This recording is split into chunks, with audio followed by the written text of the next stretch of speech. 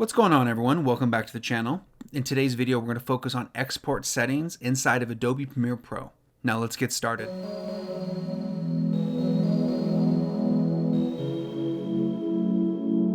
Now if you like this video and you want to see more like it, please subscribe to the channel because I'm constantly creating more content. Now let's head down here to the timeline. You'll notice I have a sequence set up here that I want to export. Everything's been rendered and I'm ready to go. So you can get to the export panel a couple different ways. You can head up here to File, scroll down to where it says Export, followed over Media. You'll see the keyboard shortcut for Command M because I'm on a Mac. And if you're on a PC, the shortcut is Control M for the keyboard. So you can click on it that way, or I'm going to go down here and I'm just going to do Command M. And then the export panel pops up. So this is kind of broken down into 4 sections. You'll see these kind of dark black lines separating the sections. I'll go over the first one. So this is the first one to the top left. Essentially, this is just showing your video.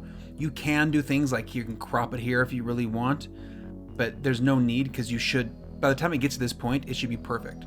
You should have the video exactly the way you want it, but for some reason, if you want to do that here, you can. One thing I do use down here at the bottom sometimes, you can set in and out points if you want to export only a small version or a small section. You can grab handles like that, or if you want, you can also click, these are the out points. So this is the in point and the out point. So let's just say we put the playhead here, click out point, it makes the out point there. So the reason why I would do this sometimes, export a small amount, is if I'm working on an hour-and-a-half project, I don't want to export the whole thing because it could take a long time to render and export all that stuff out. This way, if you want to get a 2-3 minute version of it to see what the settings look like to make sure everything is good, then you can come back and then redo the whole thing. The worst part is to export a 2-hour project and you wait and you come back and you realize something was off and you forgot to click one little box or whatever it may be. But to reset it back to normal, you can grab the handles and pull them out if you want, or you can come down here where it says Custom Source Range and set it back to entire sequence. So then now it goes back to start to finish. But like I said, I rarely do that. So let's head over to the section that is important. This top section, the export settings.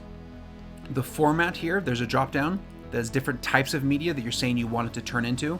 Right now I want it to be an H.264 file, which is the most common for internet, online, YouTube, Facebook, and so on. To be honest, that's what I always use 100% of the time. But if you do have a client that wants, for some reason, a QuickTime file or whatever, you can change it here.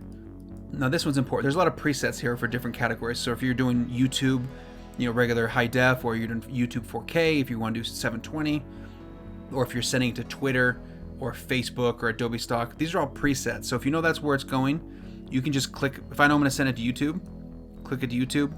We're good to go. You don't have to worry about anything else. Everything will be in the right settings for that medium. And next focus on is here. There's the output name. If you want to change the name of the clip itself, right now it's just kind of a default. If you click on it, it'll pop up this little menu right here, and you can name it whatever you like. We'll just name it YouTube. I'm going to send it to the desktop because that's where I always send all my files. Easy to find. I know exactly where it is. I'm just sift through anything. So click Save. You'll notice here it'll change it to a YouTube title. Now this next little section here, like the effects, I don't want to add effects here. You can, but your video should be exactly the way you want it now. To add effects here in the export window just doesn't make sense to me. So I never ever do that. I always do it because you have so much more control inside the program. But one thing I do want to say is the video, this is just confirming all the settings. Once you change the preset up here, this automatically adjusted to have those settings. So these are all kind of standard to match the preset you selected. But one thing I do want to say is down here in the encoding settings, Premiere Pro just did an update 14.2, which did some massive performance adjustments. Click this. If it says software encoding, make sure to go to hardware encoding.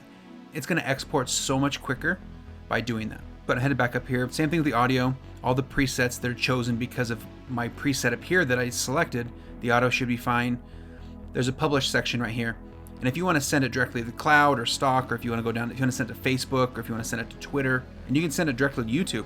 But the problem to me with this is once you send it there, it goes live. So if there's a flaw or there's a glitch or there's something you're not happy with, it's in YouTube. It's live. So I don't like using that. I always just send it to the desktop so I can view it, make sure everything's perfect, and then we're good to go. So let's head down here.